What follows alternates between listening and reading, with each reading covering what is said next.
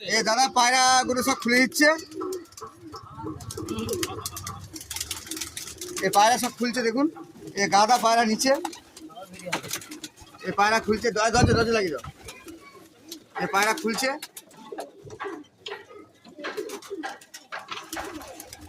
সব পায়রা খুলছে। বুঝতে পারছেন কত পায়রা আছে।